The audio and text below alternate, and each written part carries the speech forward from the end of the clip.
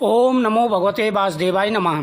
स्वागत है आप सभी का मेरे YouTube चैनल पर। मैं हरिओम शर्मा आज आपको श्रीमद् भागवत गीता के 8वें अध्याय का महत्व बता रहा हूँ। इस महत्व के श्रवण करने से हर प्रकार की मनोकामना पूरी हो जाती है, भगवान कृष्ण का आशीर्वाद प्राप्त होता है। भगवान शिव कहते हैं कि हे देवी, अब मैं 8वें अध्याय का महत्व कहता हूँ, उसके सुनने से तुम्हें बड़ी प्रसन्नता होगी। लक्ष्मी जी के पूछने पर भगवान विष्णु ने उन्हें इस प्रकार से 8वें अध्याय का महत्व बताया। दक्षिण में आमर्दपुर नामक एक प्रसिद्ध नगर है। वहाँ भाव शर्मा नामक एक ब्राह्मण रहता है, जिसने वैश्याओं को पत्नी बनाकर रखा था। वह मांस खाता, मदिरा पीता, श्रेष्ठ पुरुषों का धन चुराता था, पराई स्त्री से व्यभिचार करता और शिकार खेलने में दिलचस्पी रखता था। वह बड़े भयानक स्वभाव का था। उसके मन में बड़े बड़े हौसले रखता था। एक दिन मदिरा पीने वाले का समाज जुटा था, यानी जो लोग मदिरा पीने वाले थे सभी आपस में एकत्र होकर के बतरा रहे थे, बातें कर रहे थे, उनका समाज जुटा हुआ था। उसमें भाव शर्मा ने भरपेट ताड़ी पी, खूब गले तक उसे चढ़ाया। अतः अजीर्ण से अत्यंत पीड़ित होकर वह पापात्मा कालवश मर गया और बहुत बड़ा ताड़ का वृक्ष हुआ। उसने इतनी दारू पी, इतना मदिरा पिया कि उसके प्राण निकल गए और वह बहुत बड़ा ताड़ का वृक्ष बना। उसकी घनी और ठंडी छाया का आश्रय लेकर ब्रह्म राक्षस भाव को प्राप्त हुए कोई पति पत्नी वहाँ पर रहते थे। उनके पूर्व जन्म की घटना इस प्रकार है। एक कुशीबल नामक ब्राह्मण था, जो वेद वेदांगों के तत्वों को जानता था, संपूर्ण शास्त्रों के जानने वाला था। उसकी स्त्री का नाम कुमति था। वह बड़े खोटे विचार की थी। वह ब्राह्मण विद्वान होने पर भी अत्यंत लोभवश अपनी स्त्री के साथ प्रतिदिन भैंस, कालपुरुष और घोड़े आदि बड़े दानों को ग्रहण किया करता था, परंतु दूसरे ब्राह्मणों को दान देने में मिली हुई कौड़ी भी नहीं देता था। वे ही दोनों पति पत्नी कालवश मृत्यु को प्राप्त होकर ब्रह्म राक्षस हुए थे। वे भूख और प्यास से पीड़ित हो इस पृथ्वी पर घूमते हुए उसी ताड़ वृक्ष के पास आए और उसके मूल भाग में विश्राम करने लगे। इसके बाद पत्नी ने पति से पूछा कि हे नाथ, हम लोगों का यह मान दुख कैसे दूर होगा तथा इस ब्रह्म राक्षस योनि से किस प्रकार हम दोनों की मुक्ति होगी। तब उस ब्राह्मण ने कहा, ब्रह्म विद्या के उपदेश, आध्यात्मिक तत्व के विचार और कर्म विधि के ज्ञान बिना किस प्रकार इससे छुटकारा पा सकते हैं। यह सुनकर पत्नी ने पूछा कि तद ब्रह्म किम धात्म किम कर्म पुरुषोत्तम, अर्थात पुरुषोत्तम वह ब्रह्म क्या है, अध्यात्म क्या है और कर्म कौन सा है। उसकी पत्नी के इतना कहते ही जो आश्चर्य की घटना घटित हुई उसको सुनिए। उपयुक्त वाक्य गीता के 8वें अध्याय का आधा श्लोक था।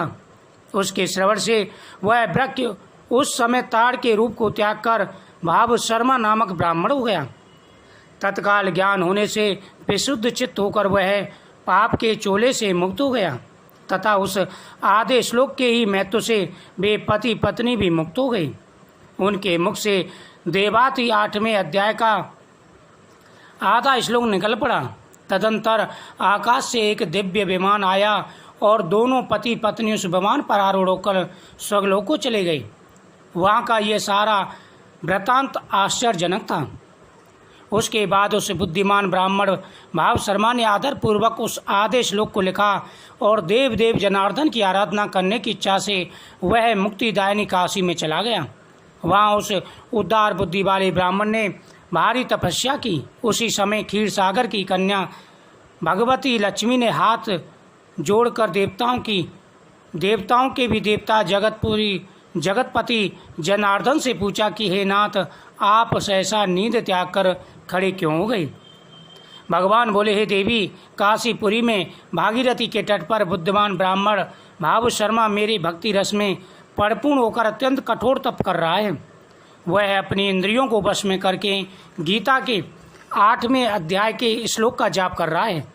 मैं उसकी तपस्या से बहुत संतुष्ट हूँ। बहुत देर से उसकी तपस्या के अनुरूप फल का विचार कर रहा था, प्रिय, इस समय वह फल देने को बिल्कुल भी तैयार है। पार्वती जी ने पूछा, भगवान श्री हरि द्वारा प्रसन्न होने पर भी जिसके लिए चिंतित हो उठे थे, उस भगवत भाव शर्मा ने कौन सा फल प्राप्त किया? महादेव जी बोले कि हे देवी, दुर्ज श्रेष्ठ भाव शर्मा प्रसन्न हुए, भगवान विष्णु के प्रसाद को पाकर अत्यधिक सुख मोक्ष को प्राप्त हुआ तथा उसके अन्य वंशज भी जो नरक यातना में पड़े थे, उसी के शुद्ध कर्म से भगवत को प्राप्त हुए। यह 8वें अध्याय का महत्व थोड़े में ही बहुत पुण्य देने वाला है। जो व्यक्ति इन अध्यायों का पाठ करते हैं, उनके सभी मनोरथ पूरे हो जाते हैं। किम तद ब्रह्म किमिदात्म किम कर्म पुरुषोत्तमा आदिभूतम च किमम प्रोक्तम देवम विमुच्यते। अर्थात जो व्यक्ति इस अध्याय का पाठ करता है, उनके सभी मनोरथ पूरे हो जाते हैं। इस प्रकार भगवान के वचनों को न समझकर अर्जुन बोले कि हे पुरुषोत्तम, जिसका आपने वर्णन किया वह ब्रह्म क्या है, अध्यात्म क्या है, कर्म क्या है, अभिभूत नाम से क्या जाना जाता है, आदिदेव नाम से क्या कहा जाता है। हे मधुसूदन, यहाँ आदि यज्ञ कौन है और वह इस शरीर में कैसे है? हे मधुसूदन, ये सब मुझे बताइए। इस प्रकार अर्जुन के प्रश्न करने पर भगवान श्री कृष्ण बोले, अर्जुन, परम अक्षर अर्थात जिसका कभी नाश नहीं हो, ऐसा सच्चिदानंद घन परमात्मा तो ब्रह्म है और अपना स्वरूप अर्थात जीवात्मा अध्यात्म नाम से कहा जाता है।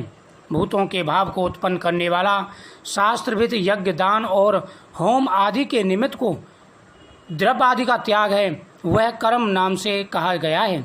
उत्पत्ति विनाश धर्म वाले सब पदार्थ आदिभूत हैं और हृदय में पुरुष आदिदेव हैं और देहधारियों में श्रेष्ठ अर्जुन हैं। इस शरीर में मैं वासुदेव ही विष्णु रूप से आदि यज्ञ हूँ और जो पुरुष अंतकाल में मेरे को ही स्मरण करता हुआ शरीर को त्याग कर जाता है, वह मेरे साक्षात स्वरूप को प्राप्त कर लेता है। इसमें कुछ भी संशय नहीं है। कारण कि हे कुंती पुत्र अर्जुन, यह मनुष्य अंतकाल में जिस की भाव को स्मरण करता हुआ शरीर को त्यागता है, उसको ही प्राप्त होता है, परंतु सदा उसी भाव को चिंतन करता हुआ, जो कि सदा जिस भाव का चिंतन करता है, अंतकाल में प्राय उसी का स्मरण होता है। इसलिए अर्जुन, तू सबको त्याग करके मेरा स्मरण कर, शुद्ध होगा और तेरे हर प्रकार के कर्मों को मैं वहन करूँगा।